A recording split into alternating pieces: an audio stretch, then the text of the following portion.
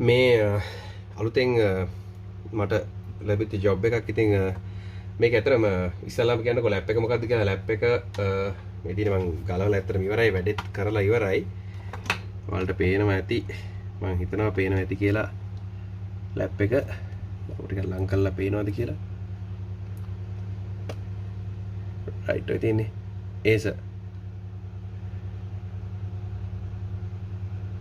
Acer. ඉතින් මේක 10 gen lap එකක්. 10 gen එකක් එනවා ඇති මම හිතන්නේ.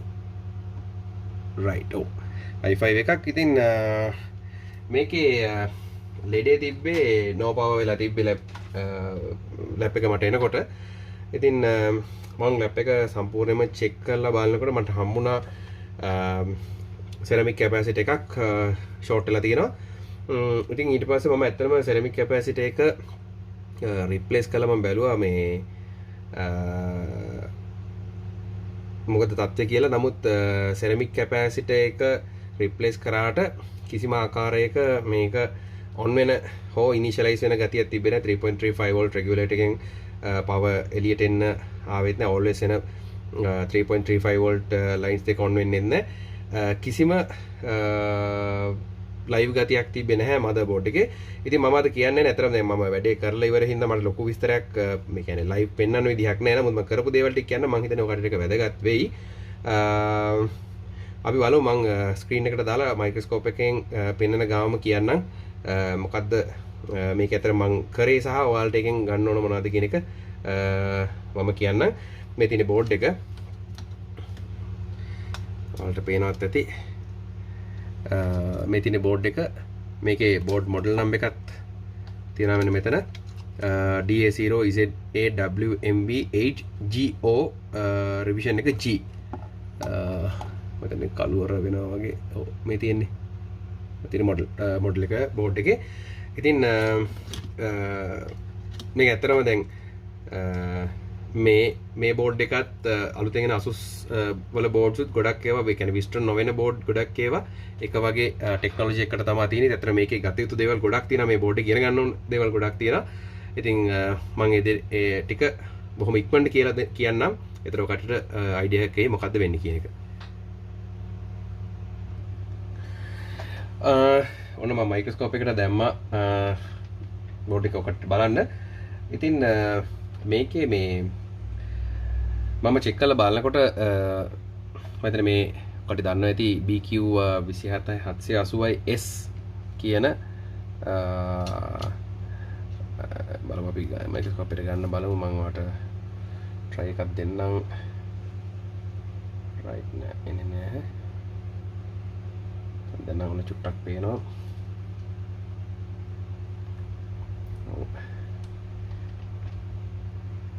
මේ මොඩල් එක ඇත්තටම පෙන්වන්න තමයි යන්නේ. on right. ඔය තියෙන්නේ BQ24780C කියන charging chip එක තමයි charging IC එක තමයි මේ ලැප් එකේ තියෙන්නේ. ඉතින් ඇත්තටම මම short වෙච්ච ceramic cap එක replace කරලා පස්සේ මම check කරලා බලනකොට මේකේ ඇත්තටම charging chip එක initialize වෙන්නේ නැහැ power දුන්නට. ඒක ඉස්සල්ලාම මම ඇත්තටම තහවුරු කරගත්තේ මේ බැටරි එක charging බැටරි එකේ charge එක තිබ්බා කියලා තමයි කස්ටමර් කිව්වේ off කරලා. ඒ කියන්නේ අන්තිමට no power වෙන්න කලින්. ඉතින් මම බැටරි එක plug කරාට බැටරි එකෙන් එන්න ඕන කියන්නේ 7.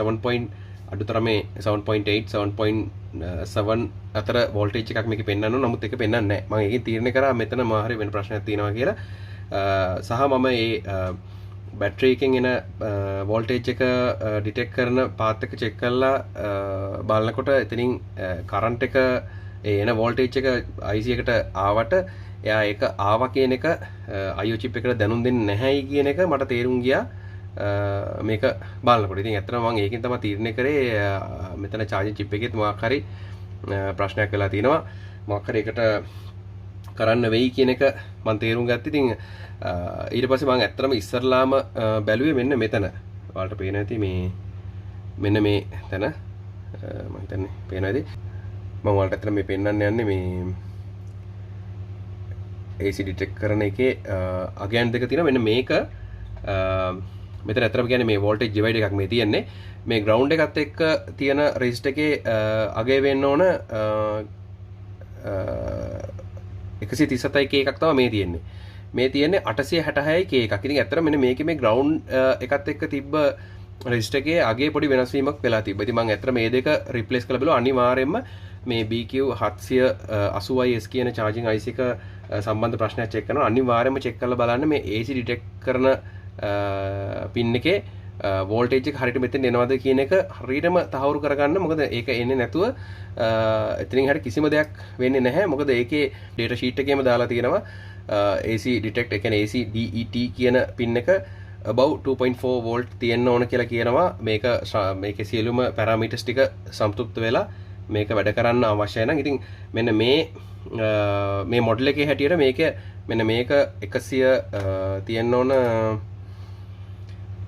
මෙන්න මේ resistor එක 137කුත් 37k මේක 866k. ඉතින් මේකේ මෙන්න මේ 866k කියන හොඳට තිබ්බා. මෙන්න මේ 137k කියන එකේ ප්‍රශ්නයක් තිබ්බා. ඊට පස්සේ මම ඒක රිප්ලේස් කරා. ඊට පස්සේ මම පවර් දීලා බැලුවත් කිසිම දෙයක් වෙන්නේ නැහැ. ඉතින් මෙන්න මෙතනින් තමයි VCC එන්නේ. මෙන්න මේ ලයින් එකේ තමයි VCC එන්නේ charging chip එකට. ඉතින් ඒකෙන් ලයින් එක ආවත් මෙයා on වෙන්නේ නැති ප්‍රශ්නයක් තිබ්බා. ඉතින් ඊට පස්සේ මම ඇත්තට මේක රිප්ලේස් කරා. ඔකට පෙන්නන්න පුළුවන් මට මෙන්න මේක තමයි තිබ්බ chip එක. මේ ළඟින් මම තියන් ඉන්නවා. මේ තියෙන්නේ තිබ්බ එක. ඔයාලට පේනවද ඇති? මෙතන ගාලා ලයින් කරපු එක. ඉතින් ඊට පස්සේ මම chip එක රිප්ලේස් කරා. ඇත්තටම රිප්ලේස් කරාට පස්සේ ප්‍රශ්නේ හරි ගියා. දැන් charge වෙනවා. ඒ වගේම මේ input power ගන්නවා, charge වෙනවා, on වෙනවා. ඒ ප්‍රශ්න ටික ඔක්කොම හරි ගියා. ඉතින් හැම වෙලාවෙම ඔකට්ටිය මේ BQ24780S කියන charging chip එක නම් තියෙන්නේ. ඉතාමත් පරිස්සම් වෙන්න. මොකද ගොඩාක් වෙලාවට motherboard එකේ ඇතුලේ තියෙන ප්‍රශ්න හින්දා, ඒ කියන්නේ shortage, leakage, ඔය වගේ විවිධාකාර සමහර inductors වල තියෙන ප්‍රශ්න හින්දාත් මේ charging chip එක යනවා මාර sensitive. මම දන්නේ නැහැ මොකක්ද හේතුව කියලා. ඉතින් ඒ වගේමයි මේකේ බලන්න ඕන points එක මම කියන්නේ. දැන් අර අපි මේ මෙන්න මෙතන මේ resistors දෙක අනිවාර්යයෙන්ම බලන්න. මම ඔයාලට පෙන්නනම් data sheet එකේ ඒක තියෙන තැන. එතකොට ඔයාලට තේරෙයි මම කියන්නේ මොකක්ද කියන එක. මෙතන මම lap එකේ දාලා තියෙනවා. අර තියෙන්නේ ACDET 10.6යි කියලා 10.4 volt කියලා තමයි මේ කට්ටිය මේ සඳහන් කරලා තියෙන්නේ. ඉතින් අර above 2.4 කියන පැරාමීටර් එක සන්තුෂ්ත වෙන්න ඕන අනිවාර්යයෙන්ම AC current එක ලැබෙනවා කියන එක තීරණය කරන්න IC එකට. ඉතින් මේක තියෙනවා අර තියෙන්නේ PR 211 තියෙනවා 137k, PR 31 කියන එකේ තියෙනවා 866k කියලා. ඉතින් මේ දෙක අනිවාර්යයෙන්ම තිබිය යුතුමයි. ඊළඟට මේකේ ආයෙ චෙක් කරන්න තැනක් තියෙනවා. මම ඒකත් ඔයාලට පෙන්නන්නම්. මෙන්න මෙතන තියෙනවා මෙතන FETs දෙක. මේ FETs දෙක අනිවාර්යයෙන්ම චෙක් කරන්න ඔතන එන එක. මේක ඇත්තටම AC FET එක කියලා තමයි මේකට කියන්නේ. මේක reverse FET එක. ඉතින් මෙතන මේක කෙලිම දාලා තියෙනවා. මේ තියන්නේ AC drive කියන ඔයාලට පේනවා ඇති. මෙතින් AC drive එකෙන් තමයි මේකේ gate එක මේ on off කරන්නේ. ඉතින් මේක මේ කෙලිම මේ තියන්නේ N channel එක AC FET එක තියෙනවා. ඊට පස්සේ RB FET එක තියෙනවා. ඒ කියන්නේ reverse blocking FET එක තියෙනවා. මේ FETs දෙකම තියෙනවා මේ diagram එකේ. ඉතින් මේ දෙකම check කරගන්න. මෙන්න මේක ගොඩාක් වෙලාවට fail වෙන ඉඩ කඩ වැඩි. මම හිතන්නේ focus උනේ නැද්ද මන් දන්නේ නැහැ. right දැන් focus වුණා. මෙන්න මේක අනිවාර්යයෙන්ම check කරගන්න. මේකත් අනිවාර්යයෙන්ම ওই ප්‍රශ්න එන්න පුළුවන්. ඒ වගේම අලුත් models වල මෙන්න මෙතන තියෙන තව විශේෂ දෙයක් තියෙනවා බලා ගන්න ඔයාලට. මේකත් පෙන්නන්න. අතර මේක control කරගෙන ඉීමේ පොඩි අපහසුතාවයක් තියෙනවා කැමරා එක. ඔය මේ තියෙන්නේ. මේකේ තියෙනවා මෙන්න මේ adapter ID කියලා එකක් තියෙනවා. ADP_ID කියන එක. මේකේ power එකත් හරියටම ඔයාලගේ board එක තුලට යනවා කියන එක තහවුරු කරගන්න. මොකද නැත්තම් මම ලොක් කරලා පෙන්නන්න. right මේ තියෙන්නේ. තහවුරු කරගන්න නැත්තම් සමහරට ඕකේ ප්‍රශ්න හින්දාත් ඔයාලගේ input current එක ගන්න input voltage එක ගන්න නැති වෙනවා motherboard එකෙන්. ඉතින් ওই ටික තමයි කියන්න උවමනාව තිබ්බේ. right.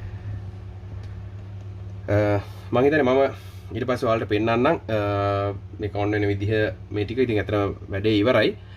ඕක තමයි මේකේදී අනිවාර්යයෙන්ම check කරගන්න BQ780S කියන charging IC එක නම් තියෙන මේ ටික check කරලා බලලා හදාගන්න. ඔකට එච්චර අමාරු වෙන්නේ නැති වෙයි. මම දැන් ඔයාලට පෙන්නන්නේ on කරලා ඇතරම දැන් මෙතෙන්ද මම ප්ලග් කරා. ඉතින් බැටරි එක